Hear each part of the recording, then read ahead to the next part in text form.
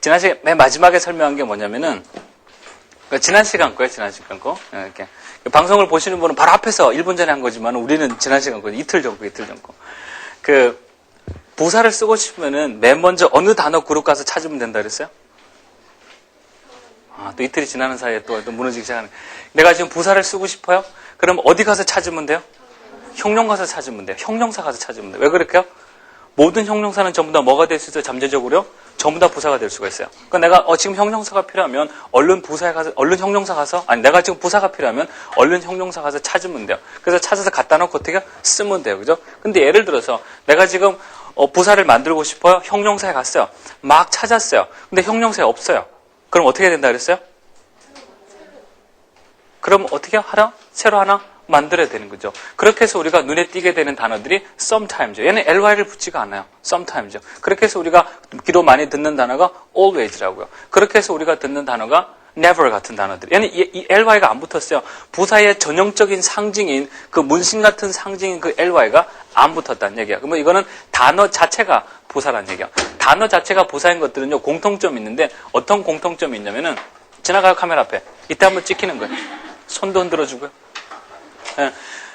단어 자체가 부사인 것들은 어떤 특징이 있냐면은 꼭 특정한 메시지를 전달합니다. 때때로 결코 특정한 메시지를 전달하게 돼 있어요. 그래서 그러다 보니까 부사는 자연스럽게 두 가지 종류가 있다는 게 밖으로 드러납니다. 첫 번째요, 부사 어떤 종류가 있어요? 당연히 그대의 상징적인 ly라는 게 부사의 전형적인 전유물인 ly가 보기 시작하는 부사가 있어요. 그런 부사가 하나 있고, 또는 그거 안 보이는 게 있어요. 그러니까 이거를 문법책 버전에서 뭐라고 설명을 했냐면은 부사는 두 가지 종류가 있어요. 어떤 종류가 있냐면 단어 자체가 부사인 것과 또는 형용사에서 ly 붙은 두 가지 종류의 부사가 있습니다라고 설명하게 되는 거죠. 그래서 결국 문법책 버전에서 우리는 두 가지 종류의 부사를 듣게 되죠. 단어 자체가 부사인 것, 아니면 형용사에서 ly 붙은 부사. 물어볼게요. 어느 부사가 많을까요? 형용사에 ly 붙은 부사가 많을까요? 아니면 단어 자체가 부사인 게 많을까요? 형용사 ly 붙은 게 많은데 게임이 안 되죠. 그죠? 게임이 안 되죠. 형용사 숫자만큼 부사가 있죠. 그죠? 그럼 이제 구체적으로 부사 하나하나를 좀 따져볼 텐데요. 우리가 생활 가운데 많은 부사를 해보려고 그래요. 이렇게 칸을 그으면 얘를 100%라 그럴게요. 100%라 그러고요. 얘를 0%라 그럴게요. 근데 가운데 50%가 필요한데요. 한번 이 정도 할게요. 50%.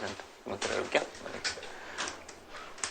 100%를요. 100%를 always라고 그럴게요. 이게 쓰기 쉽도록, 이게 추측하기 쉽도록 도와주려고 그러는 거예요. 0%, 0%를 never라고 그럴게요. 50%는요, 뭐 꼭 50%라고 칼같이 끊기는 좀 애매한데, 근데 50%를 sometimes라고 그럴게요.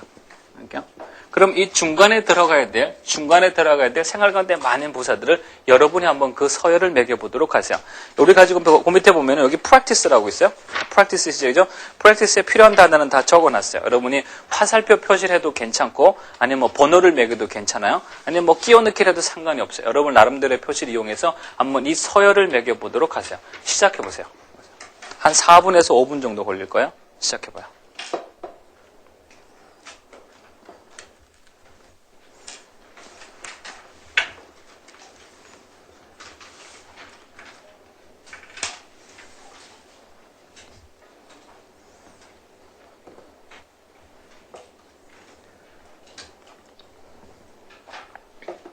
쉬울 듯 한데 또 조금 진행하다 보면 또 갈등이 돼요. 그죠?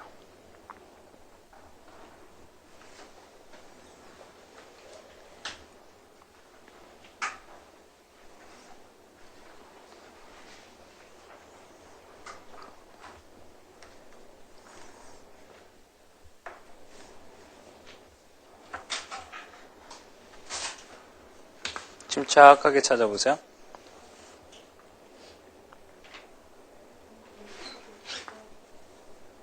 질문해요. 틀린 거 있어요? 틀렸다. OCC. 이게 I자인데, 글씨를 헤드라인 HY라는 글로 하게 되면은, I자랑 L자랑 같이 보여. 그래.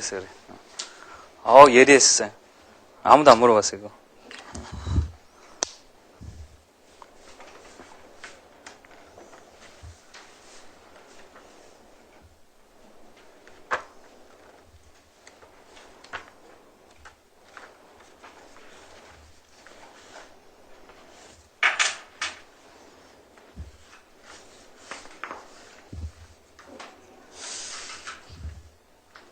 1분 정도 시간을 더 가져볼게요.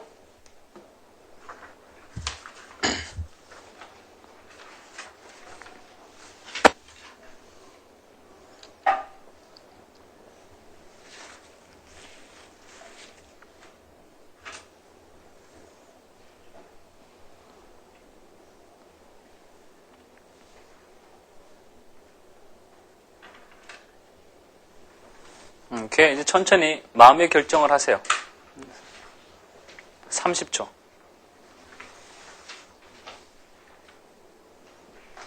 이걸까 저걸까 마음의 결정을 하세요.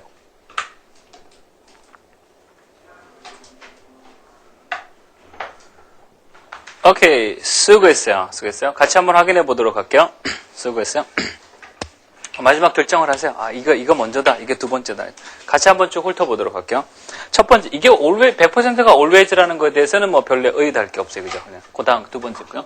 always 다음에 뭐 올 거야? 이거는 의견이 갈라집니다. 한번 물어볼게요. always 다음에 뭐 쓰셨어요? frequently. always 다음에 뭐 쓰셨어요? usually. 이제 갈라져요. 그죠? 내가 갈라진다 그랬어요. 이제 하나 더 나올 법도 한데요. always 다음에 뭐 썼어요? frequently. always 다음에 뭐 썼어요? 얘기를 해요. 얘기를 해. 아, 이렇게 발음하기 어려워요. frequently. 그죠? always 다음에 뭐 썼어요? frequently 많이 썼다. 그죠? frequently 자신 있을 것 같아요. always 다음에 뭐 썼어요? usually. 오케이, 오케이, 나이스. always 다음에 뭐 썼어요? 한 번 더 물어볼게요. 뭐 썼어요? 안 들은 걸로 할게요. 원래.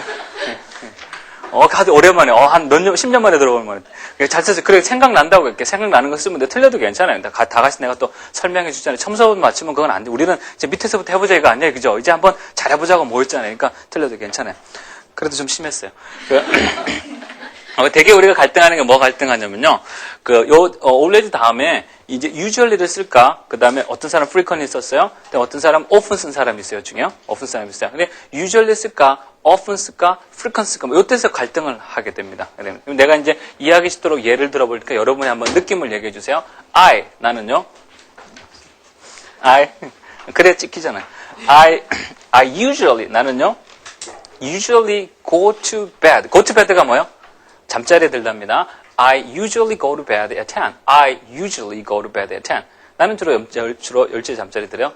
이 말을 들은 여러분한테 물어볼게요. 나 어저께 몇 시에 잤을 것 같아요? 언뜻 그냥 생각해 볼 때. 몇 시에 잤을 것 같아요? 10시에 잤을 것 같고. 오늘 몇 시에 잘 것 같아요? 별일이 없는 이상 내일은 어때요?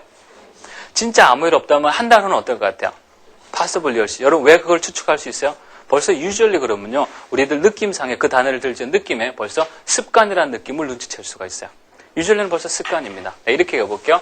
frequent이나 often이랑 비슷한 느낌이니까 frequently 해볼까요? I frequently 또는 I often go to bed at 10. 나는 요즘 종종 자주 10시에 잠자리에 듭니다. 무슨 말이냐면요. 지난달까지는 너무 바빠서 맨날 새벽에 퇴근을 했어요. 근데 이번 달에는 이상하게 여유가 있어서 일찍 퇴근하는 바람에 10시에 종종 잠자리에 들어요. 다음 달요. 스케줄 나와봐야 알겠어요. 완전 분위기 다르죠. 그죠? 또 다른 두 번째 예를 들을게요. I often smoke 또는 I frequently smoke. These days. 내가 요즘 담배를 자주, I often smoke, I frequently smoke. 담배를 자주 핍니다. 당장 들어볼 적엔요, often이나 frequently가 훨씬 더 자주 담배 피고 훨씬 더 자주 반복하는 것 같아요. 근데 이렇게 얘기해요. I usually smoke after class. 수업 마친 다음에 I usually smoke after class. 그럼 많이는 안 피겠죠. 그죠? 한 깨피 정도 피는데 나 이거 담배 핀 지 몇 년 됐어요? 한 10년 됐어요. 습관입니다. 당장 들어볼 적은요. frequent이나 often인 게 훨씬 더 자주 반복하기 때문에 특정한 시간대를 놓고 볼 적에는 frequent이나 often 하는 게 더 자주 하는 것 같아요. 그래서 우리가 frequent이나 often을 더 빈도수가 많다고 그러는 거예요. 그러나 long run, 길게 봤을 적에는 결국 누가 그거를 더 많이 반복했어요? 습관인 사람이죠. 그죠? 습관. 그래서 결국 usually가 더 빈도수가 높다고 말하게 되는 이유가 되니까요. 그래서 여기다 usually 쓰죠. 그죠? I usually go there. 나 거기에 주로, I usually go there. 나 거기에 주로 가요. 그러면 작년에도 거기 갔어요. 아마 특별한 일 없는 이상 앞으로도 거기 갈걸요? I often go there 그러면 이 당시에 거기 갑니다. 그러니까 꼭 특정한 시간대에 잦은 빈도수를 말하지, 습관을 말하진 않아요. 그 다음에 usually 썼어요. 그 다음에 뭐 쓸까요? 그 다음이 아까 많이 나왔던 frequent네요.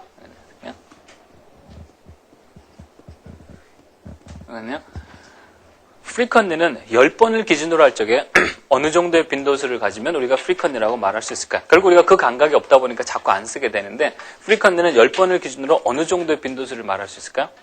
10번이라고 치면요. 여기 10번 이렇게 쓰면은 얘가 10번이에요. 얘가 0번이에요. 몇 번의 빈도수면 프리컨니라고 할 수 있을까요?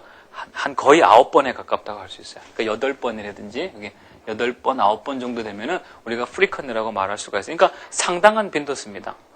만만치 않은 빈도수라고 할 수 있어요. always가 아니라서 그렇지 거의 always 맞먹는다 생각하시면 돼요. 그 다음에 프리컨니 다음에 뭐 쓸까요? 얘 다음에 뭐 쓸까요? 얘 다음이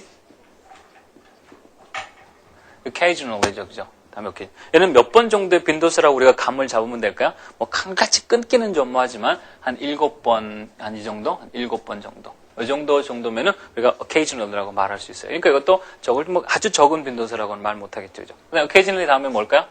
얘 다음에요? 얘 다음에 이제 여러분이 썼던 often이죠. 그죠? often은 발음이 두 가지가 있어요. 좀 크게 쓸게. often은 발음이 두 가지가 있어요. often이라고 발음해도 괜찮고 정확하게 구별하기 위해서 often이라 그러면 우리 한국은 이 F 발음이 약하거나 없어요. 그러다 보니까 이 often 그러면 이게 open하고 비슷하게 들립니다. 그래서 often이라고 해도 괜찮고 또는 often 해도 상관없어요. 둘 다 괜찮아요. 그래서 주로 often 하면 영국식 발음이라 그러는데요. 상관없어요. 그래서 often. 나도 처음에 영어 배울 적에 이 often이라는 발음이 어려웠었어요. 그래가지고 일부러 often 그랬어요. 근데 둘 중에 아무거나 써도 상관없어요. 여러분 혹시 미국 친구가 그렇게 often 하더라도 그냥 얘가 often 한 거다 이렇게 생각하면 돼요. often 이렇게 쓰면 되고. 그 다음에 sometimes, 그죠?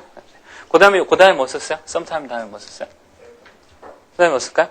그 다음에 남은 게 뭐 있어요? 남은 게 rarely 남았고, hardly ever 남았고, seldom 남았는데. 뭐 쓸까요? seldom이요. 그 다음에요? 그 다음에 여기가 seldom 씁니다. seldom 다음 뭐 썼어요? 그래서 seldom 다음에 hardly ever. 그 다음에 hardly ever하고 never 사이에 뭐 있을까요? rarely. 그죠? 이렇게 구별하시면 돼요. 그래서 이거를 뭐 정확하게 칼로 딱 자른다 그건 아니지만 그래도 일반적으로 나가는 그 빈도수는 뭐 알아두는 게 우리가 부사를 적어도 부사 공부했으면 이 정도 빈도수는 알아야 된다고 봐요. 그 다음에 이 수많은 부사들 중에 이것들이 따로 선정돼서 밖으로 나왔다는 얘기는 생활 가운데 무지무지 많이 쓴다는 얘기예요. 그러니까 우리가 생활 가운데 많이 쓰는 단어인 만큼 잘 기억해 둘 필요가 있어요. 그 다음에 근데 이렇게 보면은 내가 추측이 가능한 게요. 우리 학생들이 우리가 많이 쓰는 거 아주 부사 썼다 그러면 그거 써요. 내가 뭐 많이 쓰는지 알아요. 혹시 내가 찍었는데, 선생님, 나 그거 한 번도 안 썼는데, 그럼 얘기해요? 뭐 많이 쓰는지 내가 맞출 수 있어요. 이거 진짜 많이 썼죠, 그죠? never. 그죠? 그 다음에, sometimes. sometimes, 계속 sometimes. 그죠? often. 되게 많이 썼대. 그 다음에, always. 많이 써요, 많이 써요. 그럼 되게 안 쓰는 건 내가 찍을게요. 진짜 안 씁니다, 이거. 써본 기억나요? frequently? maybe not. 단어는 아는데 안 써요. 그 다음에, occasionally. 단어는 아는데 안 써요. 안 써요. 왜 안 쓸까요? 단어는 아는데 그 단어가 가지고 있는 실제고 뉘앙스를 잘 몰라서 그래요. 실제 빈도수를 잘 몰라서. 근데 지금 알았어요. 지금 frequently 몇 번 정도의 빈도수요? 10번을 기준으로 했을 적에 한 8번, 9번 정도. 만만치 않은 빈도수, 그죠? 그 다음에 occasionally 뭐요? 그거보다 한 단계 낮은 거, 막 7번, 7번 반, 그 정도, 6번보다 확실히 많고, 그런 거죠. 그렇게 기억하면 쓰는 빈도수별로 좀 구별하기 쉬울 거예요. 일로 넘어갈게요. 절대 안 쓰죠, 그죠? 절대 안 써요. 아마 쓴 기억이 안 날 거예요. 이거 안 써요. rarely 안 씁니다. hardly ever 안 씁니다. 이거 왜 안 쓸까요? 역시 똑같은 설명이에요. 왜 안 써요? 단어는 아는데 얘를 지금 써야 될지 얘를 지금 안 쓸지 모르겠는 거예요. 지금 rarely 쓸려니 불안해. 그럴 바에 차라리 그냥 never 쓰는 거예요. never 쓰는 거예요. 그래서 세 단어를 역시 안 쓰는 이유도 정확한 선을 구별하지 못해서 그래요. sometimes를 기점으로 해서 어떻게 해요? seldom으로 넘어가는 건 드디어 어디로 가는 분위기요? 드디어 never를 향해서 가는 분위기예요. 근데 이때 우리가 실수하는 게 있다고 그랬어요. 이 seldom, hardly ever, rarely를 구별하기 위해서는 반드시 선이 하나 거줘야 돼요. 어떤 선이냐면 이 seldom부터 시작해서 이렇게 셀덤하고 이쪽 분위기하고요. 그러니까 이렇게 볼게요. 이쪽 분위기하고 이 셀덤 분위기하고는 이 셀덤 분위기하고는 완전히 달라요. 완전히 달라요. 근데 우리는 썸타임들을 기점으로 이렇게 흘러가는 분위기랑 셀덤이나 rarely나 hardly ever나 never나 다 같은 색깔로 오해를 많이 합니다. 근데 셀덤하고 rarely하고는 많이 분위기가 다릅니다. 이 선을 확실히 구별해둬야 이제 이 뒤에 단어도 잘 쓸 수가 있을 거예요. 이론적으로 부사는 막 바싹하게 다 아는데 쓰는 걸 잘못 써요. 그럼 너무 억울하잖아요. 배웠으면 배운 티가 나야 되잖아요. 셀덤하고 rarely를 구별하기 위해서는 이해가 적절할 것 같아요. 그러니까 미국에 가면은 처음에 ESL 가가지고 이제 있다가 여자친구를 사귀었어요. 그러니까 여자친구 사귀었는데 실명은 얘기 못하니까 내가 딴 얘기를 할게. 방송 중이기 때문에 실명 얘기 못하니까 딴 반은 다 실명을 얘기를 해요. 이게 다나라는 여자가 있어요. 사실 다는 아닌데 근데 다나라는 여자를 사귀었어요. 근데 사귀었는데 이거 뭐지? 그러니까 외역생활하다 보면 외로워요. 여러분 이제 좀 있으면 어학연수 다 가고 올여름 방학 때 다 가야 되고 겨울방학 때 다 가야 되잖아요. 그죠? 한국만 있으면 안 되고 기회만 되면 한만 몇 달을 오니까 다 가는 게 좋아요. 그래서 이제 나가서 외역생활하다 보면 혼자 하다 보니까 너무 심심하고 뭐 힘들고 외롭고 뭐 이러다 보니까 이제 누굴 사귈 생각은 없었는데 이제 여학생을 사귀었다. 하나라는 여학생을 사귀었는데 지금 뭐지? 그러니까 나로서는 처음 사귄 거였어요. 사귀었는데 처음 사귀니까 뭐 다 좋잖아요. 그죠? 근데 왜 사귀었냐면 뭐 이게 그러니까 그 노래를 참 잘했어요. 이 전공이 보이스 음악이었었어요. 그 노래를 참 잘했는데 안 그래도 지치고 힘든 마음에 내가 노래를 잘하니까 싹 마음이 가는 거야. 근데 마음 갈 때 많이 갈등이 심했어요. 왜 그러냐면 너무 아니었었어요. 그러니까 뭐냐면 그냥 아닌 게 아니고요. 되게 심했었어요. 되게 심했었어요. 그 뭐지? 그 골프 잘 치는 여자분 있죠. 얘기하면 안 돼. 이름 나가면 안 돼. 골프 잘 치는 여자, 장국 여자 중이죠. 잘 치잖아요. 단하고 놓고 비교하면요. 진짜 그 골프 잘 치는 그 사람이 정말 미인이었었어요. 그래서 같이 공원이라든지 같이 밖을 나가면요. 사람들이 나를 쳐다봤었어요. 그 단하는 여자를. 왜냐하면 같이 다니는 사람이 누군지가 궁금할 정도로 진짜 되게 좀 힘들었었어요. 그래가지고 근데 이제 전공이 음악이다 보니까 그 무대에 많이 서요. 그래 무대에 많이 노래하는데 내가 남자친구니까 자주 태워다 줬어요. 태워다 주는데 그래서 내가 원래 여러분 노래하면은 누군가 사랑하는 사람이나 좋아하는 사람이 앞에 앉아서 이렇게 듣고 있으면 용기가 되잖아요. 그래서 내가 앞에 앉아 있었고 이제 그냥 노래를 하는데 근데 이게 들어올 때는 조명이 안 비치니까 드레스 멋있는 거 입잖아요. 등 이따만큼 파인 거 입고 막 이렇게 들어오면은 막 굉장히 멋있어서 땄는데 조명이 탁 비치면은 나도 깜짝깜짝 놀래요. 가끔. 그러니까 힘들어요. 그래가지고 근데 친구들이 자꾸 그랬다고 뭐 좀 놀리고 그랬어요. 난 그게 싫은 거예요. 왜냐하면 너무 자꾸 못생겼다 얘기 들으면 그죠 싫잖아요, 그죠. 그래가지고 어떻게 했냐면 도저히 이렇게는 안 되겠다 싶어가지고 단아를 데리고 김아무개 한인타운에 있어요. 김아무개 성형외과에 데리고 왔어요. 그래서 거기 가가지고 쌍꺼풀 수술을 시켜줬어요. 그때 2,800불 들었어요. 2,800불 들었는데 내가 돈이 많아서 해준 것도 아니야. 나도 없는 돈에 쪼개서 아르바이트해서 2,800불 주고 쌍꺼풀 수술해줬어요. 나는 그때만 해도 쌍꺼풀 수술요. 그냥 하면 그냥 뚝딱 그냥 그렇게 되는 줄 알았어요. 쌍꺼풀 수술하고 그렇게 고생하는지 몰랐어요. 쌍꺼풀 수술하니까 이게 막 부어가지고요. 와 이렇게 됐어요. 선글라스 꼈는데도 막 난리가 안 해. 그래서 또 실밥도 터졌어요. 또 실밥 터져가지고 한 일주일 있다가 애가 드문 물질이니까 가보니까 막 난리가 안 해. 그 본 다음에 괜히 시켰나 싶은 거예요. 막 쌍꺼풀 수술인데 난리가 안 해. 그렇게 고생하는 걸 봤어요. 진짜 고생했어요, 다들. 이거 너무, 나 그렇게 애쓰는지 몰랐어요. 진짜 수고했어요. 남자분들은요, 그 고통을 모르는 거예요, 그게. 그래가지고 아주 힘들어요. 그래서 쌍꺼풀 다 했는데, 또 잘 안 나왔어, 또. 잘 안 나와가지고, 자기 스타일이 안 나왔어요. 자기 스타일 안 나왔어요. 오늘 나 메시지 받은 게 있어요. 내 친구한테 메시지 받았는데, 뭐라고 메시지가 왔냐면요. 안 그래도 이 얘기 나오면 해주려고 그랬어요. 뭐라고 메시지 나왔냐면은, 읽어줄게요. 얘기해 주려고 그랬는데, 다시. 필름 끊지 마요. 기다리세요. 읽어줄게요, 여기요. 여러분, 여자분들 관심이. 은숙이 압구정에서 코했대. 콧끝만 손댔는데 사람이 달라 보여. 이쁘더라. 오늘 친구한테 받은 문자였습니다. 그러니 봐봐, 이거 다 이제 하고 싶어 하잖아요, 그죠? 콧끝만 손댔는데 이쁘대요. 그러니까 관심 있으신 분은 압구정동, 내가 이름 물어볼게요. 하여튼 간에. 그래서 내가 오늘 메시지 받은 다음에 오늘 수업 시간 받았는데 얘기를 하고 있어요. 해줬는데, 근데 잘 안 나왔어요. 얘처럼 잘 나오면 괜찮은데, 얘처럼, 은숙이 얘처럼 얘기했다. 은숙이처럼 잘 나오면 좋은데, 잘 안 나왔어요. 얘는요. 근데 어떻게 하겠어요? 이게 벌써 나왔는데, 그죠? 근데 그렇게 했었는데, 친구들이 주변에서 뭐라 했냐면, 너 돌았다 그랬어요. 미쳤지, 막 미쳐왔는데, 어떻게, 여자친구, 쌍꺼풀 세지 막 그래. 근데 남들은 뭐라 그래도 나는 어떻게요? 나는 최선을 다해주고 싶었던 거였어요. 돌았지. 내가 생각해 돌았어요. 근데 그러고 나서 어떻게 됐냐면 이제 걔가 차가 없어졌어요. 차가 없어가지고 이렇게 어디 공연 갈 때마다 내가 차를 태워다 줬어요. 같이 갔는데 내가 맨날 나도 유학생활 할 때 못 갈 때가 있으면 다른 사람 차를 타고 가는데 다른 남자 차를 타고 가야 되는데 뭐 이틀씩 하루씩 공연하고 다니까 뭐가 싫으냐면은 다른 남자는 하루 이틀 차 타고 다니까 그게 싫은 거예요. 그 심정 이해가죠, 그죠? 차 안에 심정 이해 안 가요? 조만간 경험하기를 바랍니다. 왜냐면 차 안에서의 데이트는 다른 데서 데이트 몇 배의 효과가 있다고요. 고개 끄덕끄덕하면 의심가요. 근데, 하여튼, 진짜 그래요. 근데, 다른 사람이랑 같이 가는 그게 그렇게 싫은 거야. 그래가지고, 아무래도 그런 생각을 하고 있는 차에, 내가 휴전등 앞에 서 있는데, 누가 뒤에서 나를 받았어요. 나를 받았는데, 얼마나 세게 받았냐면, 원래 허리뼈가 이렇게 목에서부터 이렇게 돼 있어요. 이렇게 휘어져 있어야 되잖아요. 이렇게 돼 있나? 이렇게 돼 있어야 되잖아요. 그죠? 근데 하도 세게 받아서 이게 쭉 펴졌어요. 이렇게. 그랬어요. 그래가지고, 이렇게 됐어요. 근데 나를 받은 차가 제규어라는 나이스 스포츠카였었어요. 그렇게 받았어요. 그래가지고 이게 펴서 병원에 가가지고 이렇게 허리에다 하는 거, 이렇게 목에다 하는 것 같은데 허리에다 하고 어깨에다 이렇게 해가지고 이렇게 쭉 벌어지는 거 있어요. 그다음에 목에다 이렇게 하고 있었는데 한 하루인가 이틀인가 있으니까 변호사가 오더니 수표를 주는데 8,000불짜리 수표를 주고요. 한국 돈은 1,000만 원입니다. 8,000불 주고 가는 거야. 그래서 병원비 하러 그쪽 재교 보험에서 나온 거야. 그래서 내가 퇴원하려고 계속 했으면 그 돈이 나가니까 퇴원한다 그랬어요. 그래서 퇴원을 해서 바로 전화를 했어요. 야, 다 나와라. 전화를 했어요. 그래서 걔를 내가 어디 갔냐면은 중고차 파는 데를 데리고 왔어요. 차 파는 데를 데리고 왔어요. 그래서 내 돈을 좀 보태가지고 차 사줬어요. 미치겠죠. 듣는 여러분이 미치겠네. 오직 내가 찾아줬어요. 근데 그때 그 친구들이 다들 너 돌았다, 미쳤다 막 그랬어요. 그때는 내가 뭐랬냐면, 야, 그래도 적어도 네가 사귄다는 사람한테 사귀는 동안에 최선을 다해주지 않냐? 난 그렇게 얘기했어요. 진짜 돌았어요. 그게 잘 사줬어요. 뭐 일을 막 저지르는 거예요. 근데 그런 커플은 원래 깨져요. 그래서 비참하게 나중에 깨졌단 말이에요. 근데 깨지기 전에 그렇게 하고 있었는데 나중에 어떻게 했냐면 내가 이제 학교를 다니다가 이제 위스콘신으로 옮기게 됐어요. 위스콘을 옮기게 되니까 이제 좀 있으면 위스콘신 얘기가 나올 텐데 워낙에 거리가 떨어져 있으니까 이렇게 헤어지는 거야. 그죠? 헤어지는 거야. 근데 헤어지기는 싫은 거야. 그러니까 주변에 자꾸 친구들은 뭐라 그래서 내가 한국에 전화해가지고 부모님한테 전화해서 부모님 내가 결혼할 사람을 찾았습니다. 결혼하겠습니다. 그랬어요. 그러니까 부모님이 뭐냐면 너는 그런 거 하지 말고 그냥 가만히만 있어라. 너는 말썽만 부리지 마. 그랬더니 그래서 내가 결혼하겠다고 우겼어요. 그래가지고 하도 우기니까 부모님이 왔어요. 비행기 타고 왔어요. 그래서 그러면 엄마 여자를 보자 그럴 거 아니야. 근데 여자를 그 다나를 데리고 갔어요. 부모님도 적잖이 놀랬어요. 그랬어요.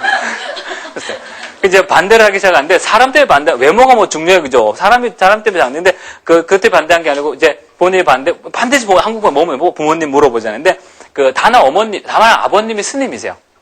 다나 아버님이 스님이세요. 스님이고 다나 어머님이 절에서 부르는 보살님이세요.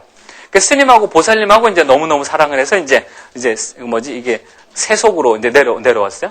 그다음에 그 다나 오빠가 있는데 얘는 김다나야. 근데 다나 오빠는 박씨예요.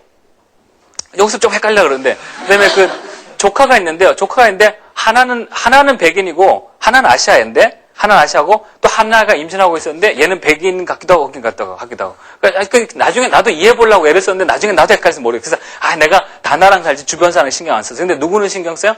우리 집에 부모님들이요. 우리 집은 또 분위기가 달랐었어요. 그래서 그 집 스님, 다나 아버님하고 다나 어머님은 너무 좋았었어요. 너무 좋고, 너무 착하고, 사람들이 너무 좋았는데, 우리 집은 또 우리 할머님이 그 초창기 외국에 선교사님 오시면요, 그분들 모시고 다시 다니는 선교사였었어요. 그랬어요. 우리 집 분위기는 또 그쪽 분위기고, 그러니까 사람은, 두 분이 얘기가 뭐냐면, 사람은 너무 좋다 이거야. 너무 좋은데, 야, 분위기가 달라서 힘들다 이거야. 그래가지고 이제 반대가 시작이 되는 거야. 그러니까 반대한다고 그러면 알겠습니다. 그리고 바로 안 해요?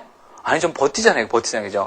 그래서 한국에 가가지고 이제 헤어져라 그랬는데, 안 헤어진다고 버티니까 계속 버텼다가는 내가 손해일 것 같아. 그래가지고 계속 만해서, 그래서 작전상 한 발 후퇴하고 그랬어요. 그래서, 헤어졌다고 거짓말하기로 했어요. 시간이 지났어요. 6개월 후에 집에서 전화가 왔어요. 전화가 와가지고, 너 아직도 다나를 만나니? 라고 물어봤어요. 내한테 두 가지의 대답의 초이스가 있습니다. 첫 번째요. 너 아직도 다나를 만나니? 라고 할 적에 내가, seldom 만나. 물론 seldom이라고 부모한테 말하는 건 아니고 드물게 만납니다. seldom이라는 초이스가 하나 있고 또는 rarely라는 초이스가 있어요. 여러분이 판단해 주세요. 너 아직도 다나를 만나니? seldom 만나요. 부모님 화날까 안 날까요? 확인해 보기 위해서 이렇게 물어볼게요. 아직 작년에 헤어진 그 남자친구를 가끔 생각하나요? 드물게라고 대답해 주세요. 작년에 헤어진 남자친구 가끔 생각하나요? 한국말로 대답해보세요. 지금 생각하고 있는 게 안 생각하고 있는 거야? 분위기상 어때요? 느낌에. 생각하고 있는 거예요. 생각하네. 셀덤은요, 아직 꺾인 게 아니에요. 셀덤은 지금요, 분위기상 어쩔 수 없어 내가 지금 한풀 죽어서 참고 있지. 바라보는 시야는 어디를 바라보고 있는 거야? sometimes를 바라보고 있는 거야. 내가 지금 분위기상 참고 있지. 기회만 달라 이거야. 내가 바로 sometimes로 뛰어가겠다. 걔가 셀덤입니다. 아직 완전히 부정적이라고 말하기에는 이른 단계요. 내가 이렇게 얘기했어요. 너 아직도 다나를 만나니? Rarely 만나요. 아주 드물게 만나요. 그럼 그 말을 들으면 화는 나요. 근데 인제 한풀 꺾였어요. 인제 한풀 꺾이고, 인제 never로 무너지는 과정입니다. 그럼 화는 나지만, 그럼 이참에 끝내라 라는 말이 나올 수가 있죠. 이게 seldom과 rarely의 차이점입니다. 내가 두 번째 예를 들게요. 전쟁을 한참 했잖아요. 그죠? 미국하고 저쪽 이라크하고 전쟁을 많이 한지 이제 몇 년 지났지만은 그때 영국 앵커가 이렇게 얘기를 했어요. 여러분 기억나요? 전쟁할 때 오래됐지만은 걔네들 이라크 군인들 거의 싸웠어요, 안 싸웠어요?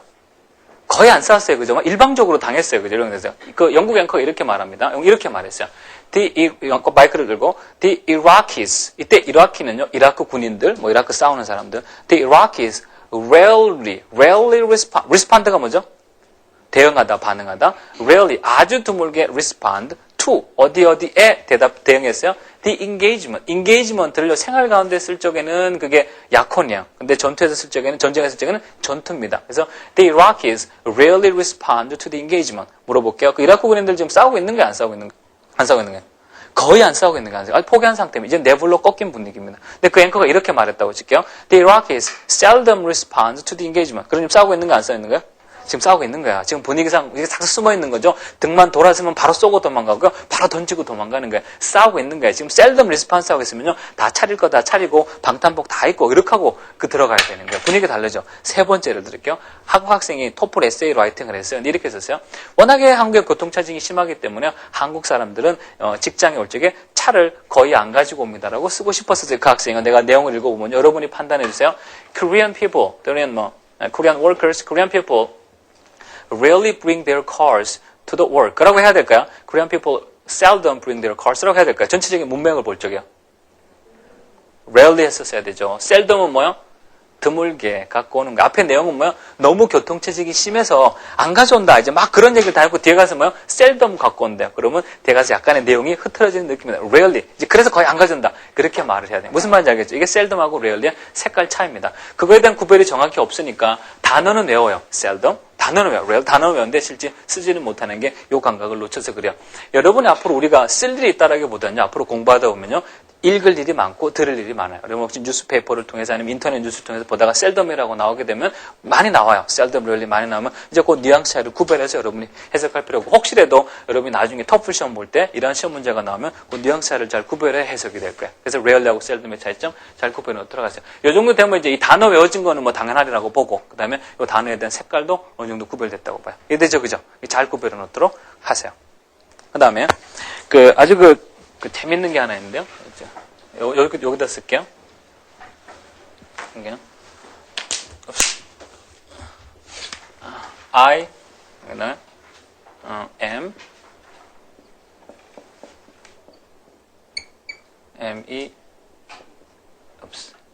다시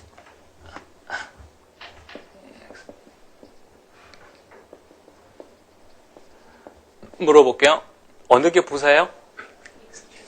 어떻게 알아요? 이거 되게 오랜만에 들어보는 부사죠. 이거 모르거나 아마 낯선 단어잖아요. 어떻게 알아요? 표시죠, 표시. 엘로에 그죠? 대표적인 표시라 그랬어요. 얘가 부사입니다. I am extremely happy. 쓸게요. 얘를 부르기를 뭐라고 부르냐면 우리가 adverb라고 불러요. 물어볼게요. 여기 지금 extremely라는 부사가 지금 무엇을 꾸며주고 있고 무엇을 도와주고 있어요? 뭐 도와주고 있어요? 그 뒤에 나오는 뭐요? happy. 그죠? 물어볼게요. happy가 형용사예요? 부사예요? 형용사예요? 동사예요? 얘는 형용사예요.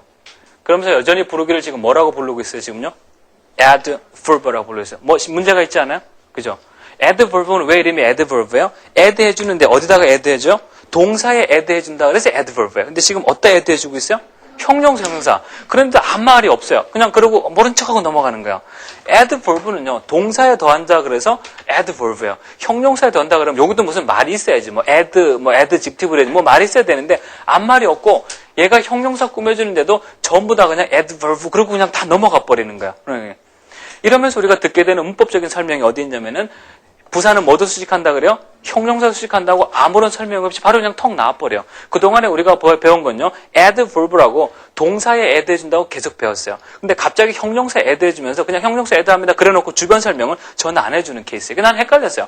부사, 알겠어요. 근데 형용사 수식한다. 나중에 뭐도 한다 그래요? 또 부사도 한다 그래요. 또 뭐도 한다 그래요? 또 문장 전체를 또 한다. 그 뒤에 가서 무너지기 시작을 하는 거예요. 얘는 지금 부사가 형용사 수식해주고 있어야죠. 그러면서 우리가 adverb라고 부른단 말이야. 왜 그럴까요? 물어볼게요. 여기 지금 이 부사를 구성하고 있는 거의 99%에 가까운 이 스펠은 어디서 온 거예요? 형용사입니다. 형용사입니다. 부사의 근원은 어디예요?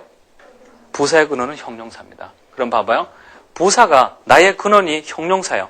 내 근원이 형용사인데 그 근원이 됐던 것을 내가 도와주고 나란히 써서 꾸며주겠다는데 그게 뭐가 문제가 될까요? 나를 이루는 바탕이 형용사예요. 나를 이루는 바탕이 형용사인데 그 형용사를 도와준다는데 뭐가 문제가 되겠어요? 당연하죠. 누구한테 당연해요? 이게 모국어인 아이들한테는 너무나 당연합니다. 그러나 이게 모국어가 아니고 이게 외국어로서 우리가 배워야 되는 사람들 이게 헷갈리는 거예요. adverb라고 그래놓고 형용사 꾸며주고 아무 말도 없어요. 왜 그러냐는 얘기예요. 왜 그러냐? 우리 할 때는 우리한테는 설명이 필요한 거지만 이 말이 모국어인 아이들한테는 너무나 당연한 거예요. 이 extreme이라는 단어는요, extreme이라는 형용사에서 건너왔어요. 그러니까 형용사가 바탕이 돼서 만들어진 단어 가지고 다시 형용사 꾸며주는데 이거는 설명할 것도 없고 너무 당연한 거예요. 그래서 아무 설명을 안 하고 그냥 당연하니까 이거는 걔네들 입장에서 너무나 당연한 거야. 이거를 처음에 이거 문법을 처음에 번역을 하고 알렸던 일본 사람은 이거를 달리 우리 쪽 아시아 감각으로서는 설명하기가 어려웠어요. 그래서 그냥 일방적으로 눈에 보이는 현상을 그냥 적어 놓은 거야. 부사는 형용사 수식한다라고 그냥 얘기를 해버린 거죠. 사실은 그 비하인드 스토리가 있죠. 그죠? 부사가 형용사 수식하는 건요. 너무나 당연한 거야. 그 부사가 어디서 왔는데? 형용사에서 왔는데. 자기의 근원이 됐던 것을 수식하고 도와준다는데 아무런 문제가 안 되죠. 그죠? 그래서 부사가 형용사 수식한다고 말하면서도 아무런 이름조차 필요 없는 거예요. 너무나 당연한 거기 때문에 이건 이름 붙일 필요도 없고 그냥 당연한 거예요. 당연한 거예요. 그러면 요게 이해가 잘 되면 이제 요 질문에 대답해봐요. 여러분 이런 말 들어가죠. 부사는 뭘 또 수식해요? 같은 부사를 수식한다 그래요. 내가 부사인데 같은 부사 내가 나 수식하는데 뭐가 문제가 되겠어요. 그죠? 이것도 아무런 문법 이름조차 붙일 필요가 전혀 없는 거야. 내가 부사인데 나의 근원이 됐던 형용사를 꾸미는 게 너무 당연한데 내가 부사인데 다른 부사를 도와줘. 당연하죠. 내가 노란색인데 노란색이랑 섞어. 뭐 문제가 돼서 아무 문제가 없다는 얘기죠. 그래서 부사가 형용사 수식하는 거, 부사가 부사 수식하는 거는 당연한 거예요. 당연한 거야. 이름조차 붙일 필요가 없을 정도로 당연한 거야. 근데 특이한 게 있어요. 부사는 그 근원이 뭐예요? 형용사라 그랬어요. 그죠? 부사하고 동사하고는 아무런 관계가 없죠. 그죠? 부사는 오히려 뭐랑 관계가 있어요? 형용사랑 직접적인 관계가 있어요.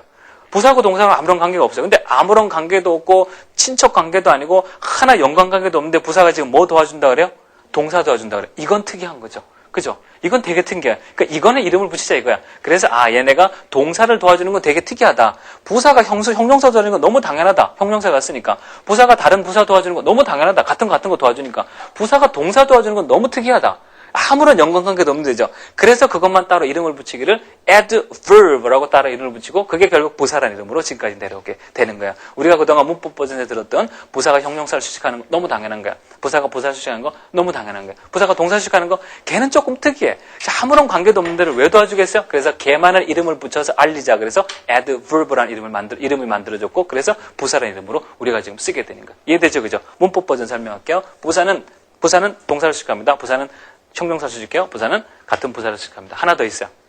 부사는 또 뭐 수식한다 그래요? 부사는 문장 전체를 수식한다는 말이에요. 그건 또 무슨 또 비하인드 스토리를 가지고 있을까요? 예.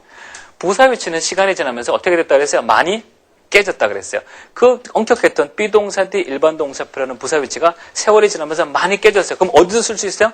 문장 맨 앞에도 쓸 수 있어요. 그죠? 근데 문법을 강조하는 문법책에서 문법이 깨졌다 그러면 말이 안 돼요. 말이 안 돼. 그래서 맨 앞에 쓰는 케이스를 가지고 뭐라고 설명하는 거야? 문장을 수식한다라고 설명하는 거죠. 그죠? 네. 그러면 부사 맨 뒤에 쓰는 건 뭐라고 설명해요? 설명할 방법이 없죠. 그죠? 그냥 특정 단어는 맨 뒤에 쓴다 그래요. 굉장히 모호하죠. 그죠? 부사 위치가 많이 깨졌다라는 좋은 본보기라고 할 수가 있어요. 그래서 여러분이 다시 문법 버전으로 하나 더 대해 설명할게요.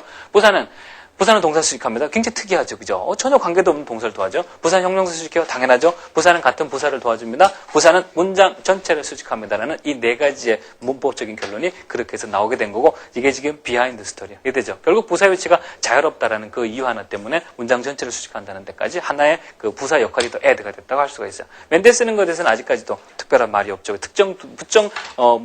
부사들은 뒤에 쓴다 그래요. I wake up early. 그죠?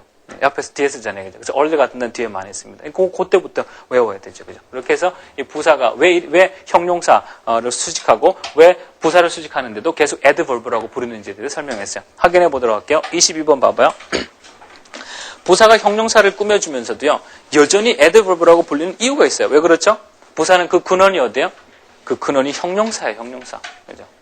그 다음에 33번요. 부사가 다른 부사를 꾸며주면서도 여전히 adverb라고 불리는 이유 왜 그럴까요? 부사가 같은 부사 수식하는 건 이거는 뭐 설명을 당연하죠. 그죠? 내가 내 친동생 도와주겠다는데 뭐가 문제가 되겠어요? 똑같이, 그죠? 한국 사람 도와주겠다는데 뭐 왈가불 가겠어요. 그죠? 부사가 부사 도와주겠다. 이건 당연한 게 당연해. 근데 한국 사람이 일본 사람 도와주는 건 특이한 거야. 부사가 전혀 상관없는 동사 도와주는 거 그건 특이한 거야. 그래서 그 이름을 붙이기를 adverb 부사라고 붙이는 거죠. 이해되죠? 이해되죠? 그 다음에 내가 한번 물어볼 테니까 여러분이 빈도수를 한번 매겨줘 보세요. 빈도수, 미안해. 레벨을 매겨보세요. 레벨을 1서부터 6까지로 잡을게요. 레벨을 1서부터 6까지 레벨 중에 여러분이 들어보고 레벨을 좀 매겨보세요. 보세요. 뭐 정확하게 매길 필요는 없고 1서부터 여기를 3 아니야 1, 2, 3 아니 레벨 매겨볼게요. I am happy. I am happy. 레벨 어디면 좋을까? 레벨 1? 나도 1 같아요. 레벨 1. 레벨 1. 그 다음에 I am extremely happy. 얘는 몇 같아요? 레벨을 매기자면 어디요? 레벨 어디요? 2, 3, 2.5, 2.5 정도? extremely라는 단어 어떻게 해피하면 extremely 해피한 거죠? 한국말로 번역하면 극도로, 극단적으로 행복하거든요. 어떤 거냐면 너무너무 행복해가지고 자기도 불안해. 누가 나 좀 말려줘요. 너무너무 행복해가지고 누가 나 좀 말려주세요. 진정시켜줘. 그렇게 행복한 걸 extremely 해피하다 그래요. 혹시 요즘도 이런 말 쓰는지 모르겠는데 옛날에 썼어요. 요즘은 모르겠어요. 홍콩 간다란 말 알아요? 홍콩 간다. 알아요? 몰라 홍콩 간다 몰라. 뭐 이게 세대가 갈라진 홍콩 간다는 몰라. 홍콩 간다 모르세요? 홍콩 간다. 그러면 이제 뻑 간다. 그렇죠. 그런 말 쓰죠, 그죠? 그 extremely happy. 언제 extremely happy 할까요? 그럼 이런 거. 여러분이 로또 40억 당첨됐어요. 40억. 행복해, 안 행복해요? 말만 들어도 행복하지, 무슨 일. 근데 40억 당첨 행복하긴 하지만 속으로는 좀 어때요? 좀 불안하죠, 그죠? extremely happy. 너무 극도적으로 행복하긴 한데, 이 불안한 심력이 조금 있긴 있는 것 같아. 근데 내 근처 로또 당첨 사람 많아. 우리 집 앞에, 하다 보면은, 세븐일레븐 같은 게 하나 있는데, 거기에 로또 당첨 나오고요. 내 아는 사람, 얘기할 수 없지만은, 우리, 내 남자친구의 와이프. 미안, 남친구가. 내 남동생의 와이프. 내 제수씨. 그러니까 제수씨의 아는 언니가 옛날에 초창기에 복권 한 번 할 때 2,000원일 때, 그때 몇백억 된 거 기억나요? 우체국 여중. 내 제수씨 아는 언니잖아. 내 주변에 아는 사람들, 뭐 아버님 친구의 또 아는 사람 누가 또 로또 당첨했어요. 주변에 로또 당첨된 사람이 많아요. 두 사람 확실하게 있고, 한 사람은 지금 의심가요. 혹시 우리 학원에 이대리라고 잘생긴 대리 기억나요? 3층, 굉장히 잘생긴, 남자가 봐도 조각처럼 생긴 대리 한 사람이 있었어요. 카네기 대학에서 MBA 공부했어요. 카네기에서 MBA 공부해가지고 와서 3년 내내 전단지 접었어요. 전단지. 요즘 세상에 그래요. 그럼 카네기 MBA를 나와도요, 어려울 때가 있어요. 이 사람이, 그래서, 나랑 나이도 비슷해가지고, 계속 공부하지 너무 아깝다. 재주가 아깝다. 참 똑똑했어요. 재주 아깝다. 그래서, 목요일날 그 얘기 했어요. 그래서 자기도 한 5, 6년 벌어가지고 와이프랑 같이 미국 가서 공부할 거라 그랬어요. 그래서, 그러면 좋겠다. 그래서 금요일날 또 만나가지고, 빨리 많이 벌어. 그랬단 말이야. 그러고 왔는데, 그리고 그 다음 주에 안 보여가지고, 내가 물어봤어요. 이 사람 어디 갔어요? 그러니까, 사직서 냈대요. 그래, 언제 사직서를 내니까, 월요일날 사직서를 냈대요. 나하고 5, 6년 더 돈 벌어서 유학 가겠다고 말한 사람이 그 얘기한 지가 목요일, 금요일인데, 월요일날 사직서를 낸 거예요. 왜 사직서를 낸가? 모르겠대요. 근데 목요일 지나고 와서 월요일 오기 전에 무슨 요일 있어요? 토요일 있잖아요. 토요일 있잖아요. 그러면 틀림없이 복권일 가능성이 높은 거야. 그래가지고 내가 전화를 하려고 저 좀 찾고 있어요. 핸드폰 안 돼. 이메일 보내면 뭐요? 다 리턴돼요. 그러면 더더욱 나의 신빙성을 높이는 거예요. 이제 찾고 있는 중이에요. 이대리라고 이따가 사라졌어요. 복권이 됐을 가능성이, 복권하려면 갑자기 그만둘 리가 없는 것 같아요. 찾고 있는 중이에요. 여러분 혹시 복권 되면 아는 척하고 그래요? 아는 척하고 친하게 지내. 그러니까 그렇게 행복하면 여러분 듣기만 해도 어떻게 해요? happy. 그냥 very happy 정도가 아니라는 얘기예요. 내가 extremely happy. 혹시 extreme이라는 단어를 내가 감각이 약해서 지금 쓸까 말까 망설이신다면요. 이 extreme이라는 단어를 여러분이 우리가 잘 알고 있는 단어 중에 very much라는 표현과 맞추시면 돼요. 사실 very much에 몇 곱이나 더 행복한 걸 가지고 extremely happy하다 그러는 거야. 근데 우리가 처음으로 낯선 단어를 듣게 되면은 그냥 쓱 지나가 버려. 그 다음에 수업하다가 여러 가지 예문들이 많이 나오는데 그냥 지나가 버려. 아깝죠, 그죠? extremely라는 단어 여러분 꼭 기억하기를 바랍니다. 그래서 very much라는 그 느낌에 맞춰 놓도록 하세요. 이렇게 해서 하나 나올 때마다 잘 기억해 놔야 돼요. 저것 때문에 부사가 기억나요. 그래서 extremely happy면 2.5 정도 할게요. 그 다음에 두 번째, it is true. 그건 사실이 돼요. it is true. 레벨 몇 정도 주고 싶어요, 여러분 같으면요? 레벨 1 정도. 나도 그 레벨 1 정도 같아요.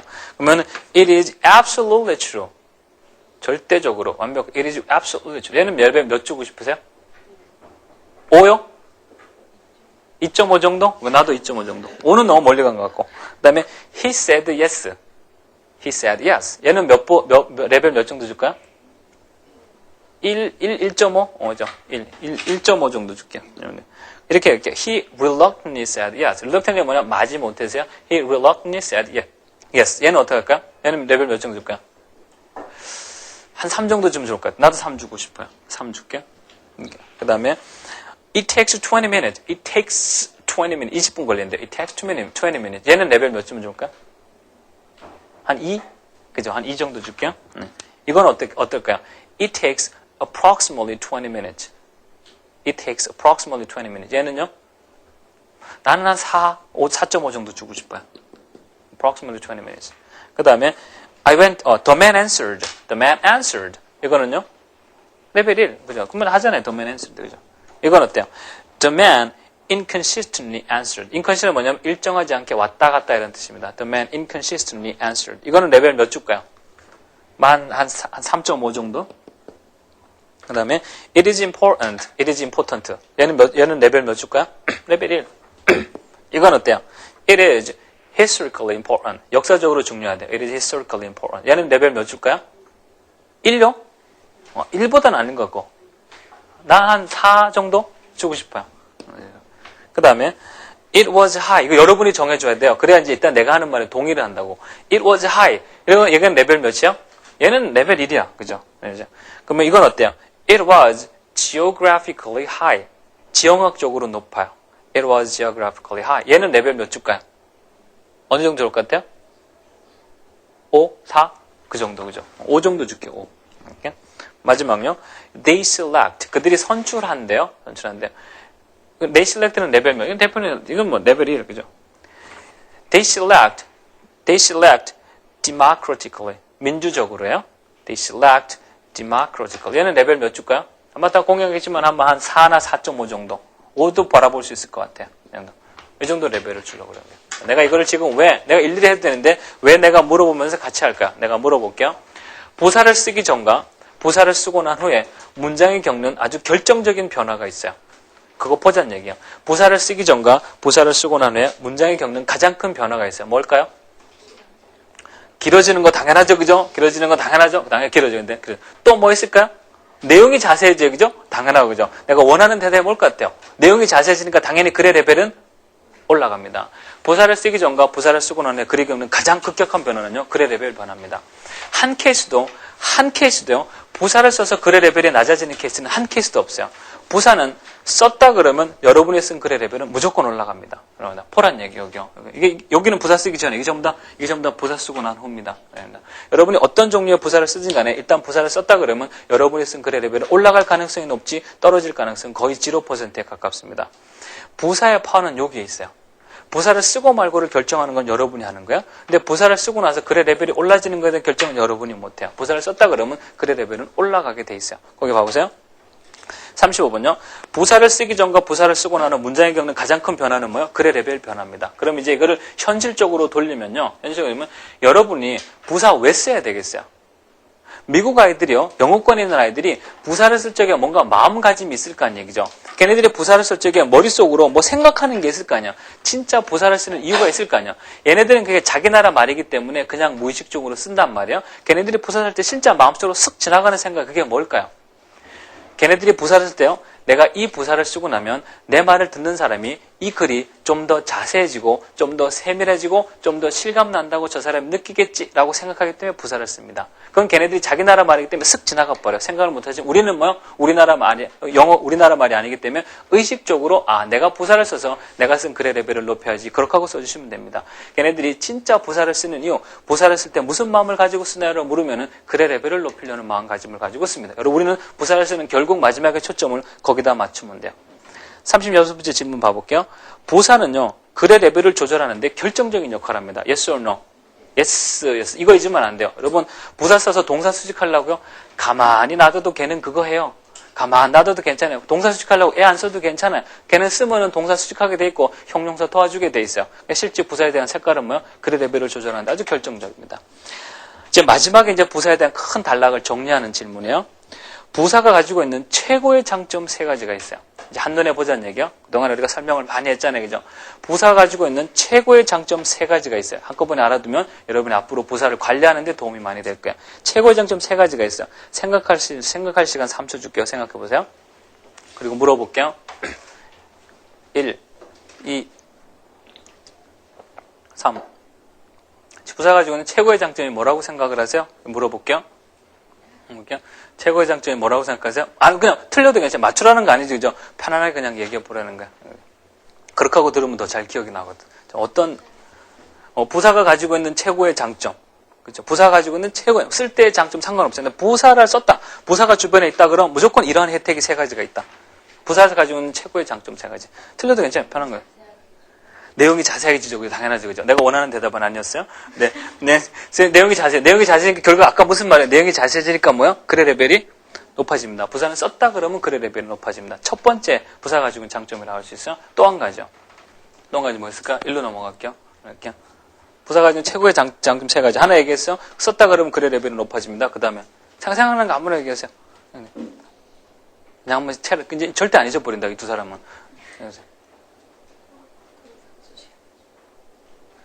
동사를 수식해주는 거.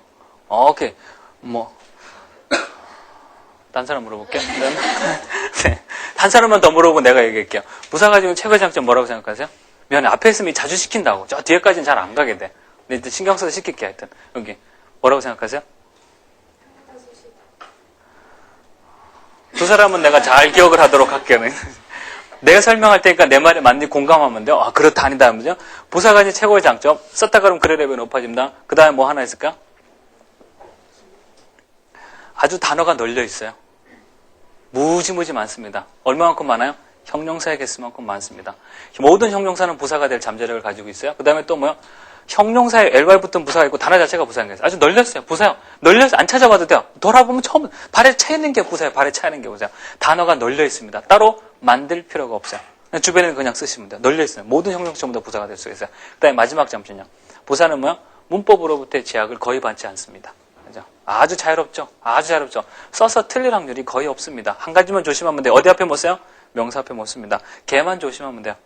부사는 문법으로도 대단히 자유롭습니다. 이 3가지가 부사가 가지고 있는 결정적인 장점. 그러니까 우리한테는 아주 수월하고 너무너무 다양해요. 부사만 잘 써도 내가 쓴 글의 레벨은 월등하게 좋아집니다. 그래서 이 부사가 가진 최고의 장점은 쉽게 누구나 쓸 수 있기 때문에 처음 영어하는 사람이 영어에 적응하기 아주 쉬운 문법이라고 할 수가 있어요. 그럼 이제 그동안에 내가 부사에 대해서 쭉 설명을 하고 문법 계통에 설명을 하고 쓰는 방법을 설명해서 앞으로는 뭐 공부할 것 같아요? 실제 부사가 현장 속에서 어떻게 쓰이는지 봐야 돼요. 이렇게 하고 다른 문법 넘어가면요. 부사 문법은 알아요. 근데 뭘 몰라요? 쓰지를 못해요. 부사가 들어간 생활영어 단 2개도 못해. 그러면 문제 심각합니다. 우리가 부사 배운 건요. 부사 문법 자랑하려고 그런 게 아니고요. 부사가 실제 생활 가운데 어떻게 쓰는 거 보고 나도 그렇게 쓰려고 공부한다고. 지금부터 할 거는 부사가 들어간 생활영어를 자세하게 보게 됩니다.